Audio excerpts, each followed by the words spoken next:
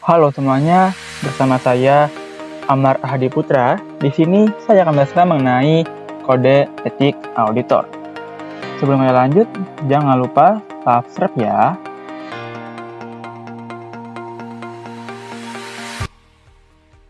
Nah, kode etik profesi auditor ini akan memberikan suatu gambaran secara garis besar mengenai prinsip dasar etika profesi dan kerangka konseptual untuk penerapan prinsip etika profesi, di mana kode etik profesi ini bersumber dari Kode Etik Akuntan Profesional atau KEPAP yang ditetapkan oleh International Ethics Standard Board for Accountants atau ISBA dan tetap tunduk pada perundang-undangan, ketentuan hukum, atau peraturan lainnya yang terkait. Nah, etika ini perlu nggak sih bagi profesi? Nah, tentunya masyarakat kita ini telah menaruh pada profesi, di mana setiap profesi ini memiliki kode etik masing-masing. Nah, dalam seorang profesional diharapkan untuk bertingkah laku pada level yang lebih tinggi dibandingkan anggota masyarakat lainnya. Contohnya pada auditor atau akuntan publik, di mana kode etik ini sudah diatur dalam Kode Etik Profesi Akuntan Publik, KEPAP.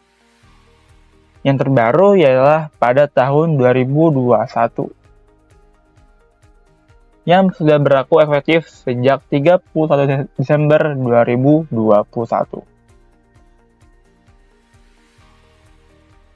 Dan berikut merupakan bagian-bagian dalam Kode Etik Profesi Akuntan Publik atau KEPAP, di mana bagian satu ini berisi mengenai kepatuhan terhadap kode etik dan prinsip dasar etika, di mana diatur dalam seksi 100, 110, dan 120. Sedangkan bagian kedua ialah anggota yang bekerja di bisnis, yang mencakup benturan kepentingan, bertindak dengan keahlian memadai, sampai dengan tekanan untuk melanggar etika. Dari seksi 200, 210, 220, 230, 240, 250, 260, hingga 270. Dan bagian ketiga ialah angkutan yang berpraktik melayani publik, yang diatur dalam seksi 300 hingga 360. Dan bagian 4 ada terbagi menjadi dua, 4A dan 4B, di mana bagian 4A mengatur pada independensi dalam perikatan audit dari seksi 400 hingga 800. Lalu ada perikatan review, dan bagian 4B adalah independensi dalam perikatan asuransi selain perikatan audit dan perikatan review dalam seksi 900 hingga 990. Lalu yang terakhir ada daftar istilah, di mana daftar istilah ini mengenai penjelasan dari istilah yang ditampilkan dalam huruf biasa.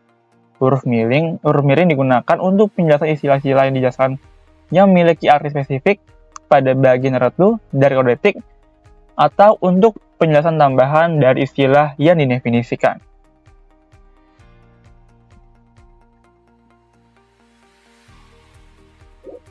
Nah, sekarang kita di prinsip dasar etika profesi.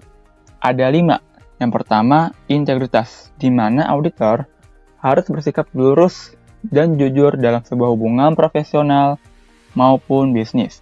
Yang kedua ialah objektivitas, yaitu tidak bias, yaitu tidak terjadinya benturan kepentingan atau pengaruh dari pihak lain dan tidak mengaruhi pertimbangan profesional dari auditor.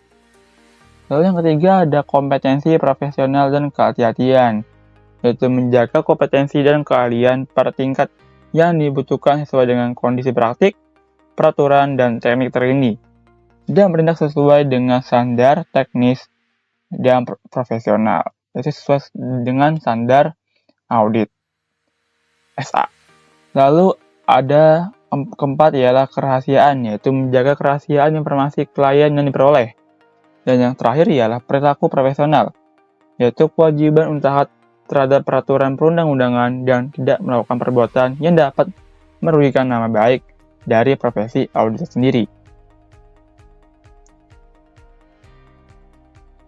Lalu ada aturan etika profesi, ada 8. Yang pertama adalah ancaman dan pencegahan, lalu penunjukan profesional praktisi, KP atau jaringan KP, lalu ada benturan kepentingan, pendapat kedua, imbalan jasa profesional dan bentuk remunerasi lainnya, pemasaran jasa profesional, penerimaan hadiah atau bentuk tambahan lainnya, dan penyimpanan aset milik klien. Nah, lalu rinciannya bagaimana sih? Nah, kita yang pertama. Yang pertama ialah ancaman dan pencegahan. Yaitu ancamannya dalam auditor ialah adanya kepentingan pribadi atau personal interest dari sisi finansial maupun non-finansial. Lalu ada telah pribadi, yaitu menelaah laporan keuangan sendiri yang seharusnya ditelaah oleh orang lain agar lebih objektif malah ditelaah oleh dia sendiri. Lalu ada advokasi, lalu ada kedekatan atau seperti kayak orang dalam, lalu ada intimidasi. Pencegahannya ialah dibuat oleh profesi, perundang-undangan atau peraturan. Lalu yang kedua ialah dalam lingkungan kerja. Nah, jika pencegahan ini tidak dapat teratasi, maka harus di-stop auditnya.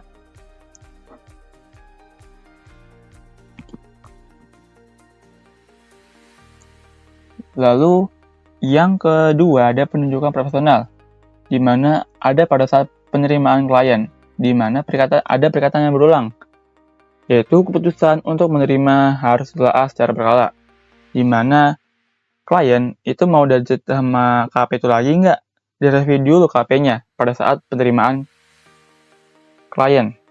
Lalu ada penerimaan perikatan. Nah, ini klien harus memperhatikan kompetensi yang dimiliki oleh KP tersebut.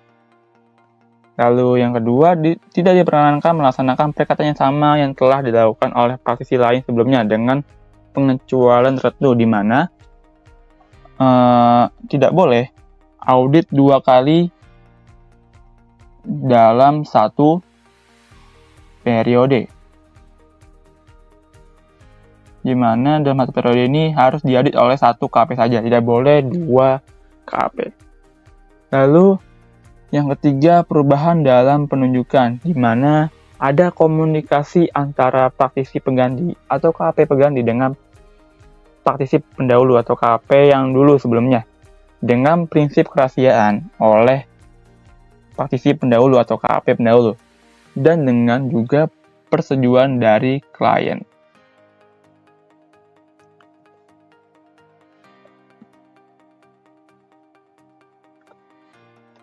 Lalu ada benturan kepentingan, di mana memiliki ancamannya ialah persaingan secara langsung antara praktisi dengan klien, lalu kerjasama usaha atau kerjasama sejenis lainnya dengan pesaing utama klien, dan pemberian jasa profesional untuk klien-klien yang kepentingannya saling berbenturan atau kepada klien-klien yang saling berselisih.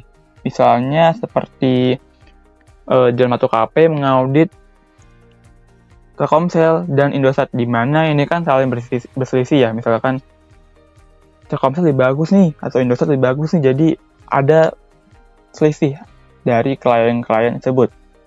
Pencegahannya bagaimana? Pencegahan utamanya ialah pertama dari pengungkapan, termasuk atas pemberian jasa secara eksklusif kepada klien, termasuk klien-klien yang kepentingan saling berbenturan dan persetujuan dari klien. Nah, sebelum itu bilang dulu ke kliennya, mau ngaudit nggak? Karena misalnya kan kita ngaudit Telkomsel dan Indosat. Nah, ketika kita udah ngambil Telkomsel, lalu pada saat mau ngaudit Indosat, kita bilang Indosat dulu, mau ngaudit nggak Indosat? Karena sebelumnya kita udah mengaudit Telkomsel nih, kita lagi ngaudit Telkomsel, mau nggak nerima? Seperti itu. Lalu pencegahan tambahannya ialah penggunaan tim perikatan terpisah untuk klien-klien yang kepentingan saling berbenturan. Jadi ketika kita mengaudit Telkomsel dan Indosat dalam satu KP, kita harus memisah tim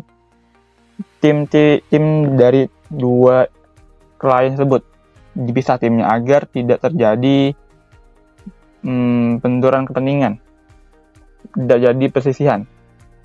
Lalu yang kedua ialah penetapan prosedur untuk mencegah akses informasi oleh pihak yang tidak berhak. Lalu yang ketiga ialah penetapan prosedur atas keamanan dan kerahasiaan data.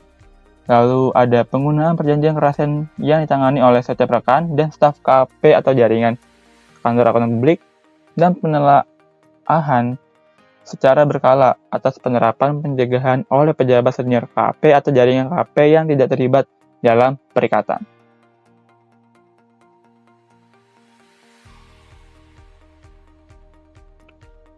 Nah, lalu ada pendapat kedua, yaitu ada ancamannya. Nah, ancamannya itu bagaimana? Misalnya nih, perusahaan punya aktuaris.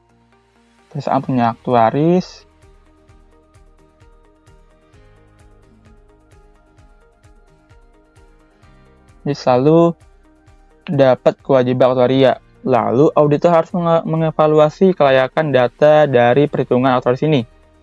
Isunya, aktuaria itu sama kayak audit ya, maupun akuntansi, dengan basis asumsi.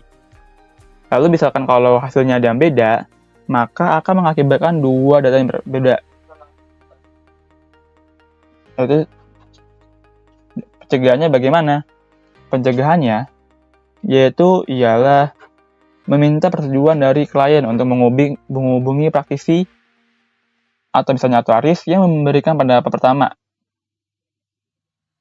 yaitu menghubungi aktuaris perusahaan yang akhirnya akan dapat angka yang tepat. Lalu menjelaskan mengenai keterbatasan pendapat yang diberikan kepada klien dan memberikan salinan pendapat kepada praktisi yang memberikan pendapat pertama.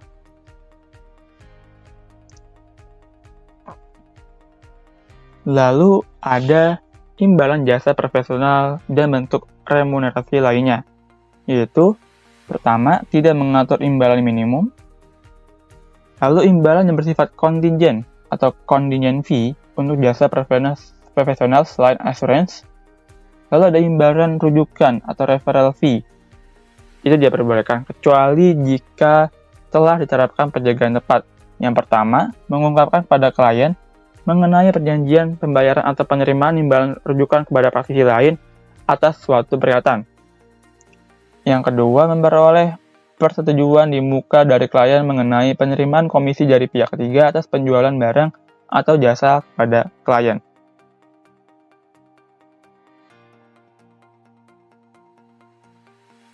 Lalu ada pemasaran jasa profesional atau iklan lebih tepatnya.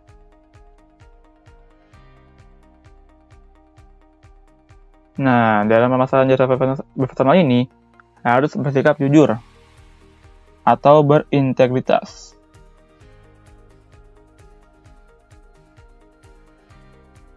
Di mana tidak boleh mendiskreditkan profesi. Yang kedua, membuat pernyataan yang berlebihan atas jasa profesional yang dapat diberikan, kualifikasi yang dimiliki, atau pengalaman yang telah diperoleh. Yang ketiga, membuat pernyataan yang merendahkan atau melakukan perbandingan yang tidak didukung bukti terhadap hasil pekerjaan praktisi lain. Nah, jika tidak jelas, konsultasi dengan organisasi profesi. Lalu ada penerimaan hadiah atau bentuk keramah tamahan lainnya, di mana hanya diperbolehkan jika pemberian tersebut disimpulkan oleh pihak ketiga yang rasional dan memiliki pengetahuan mengenai semua informasi yang relevan sebagai pemberian yang secara jelas tidak signifikan. Ini hampir sama seperti gratifikasi. Nah, boleh juga nilainya kecil, misalnya nih, audit sosro, lalu dikasih 1 dus sosro.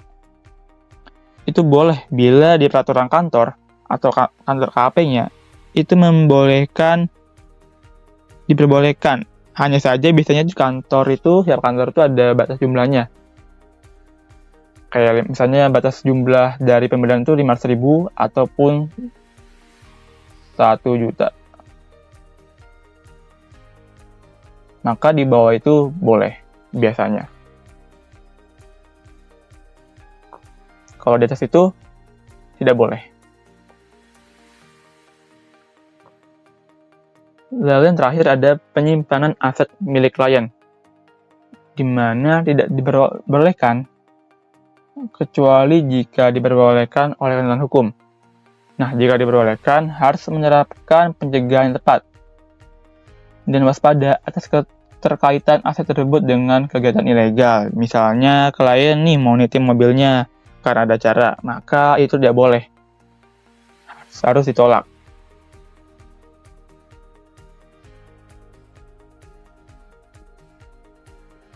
Baik, cukup sekian dari saya, kurang lebihnya mohon maaf. Dan jangan lupa subscribe ya, and see ya.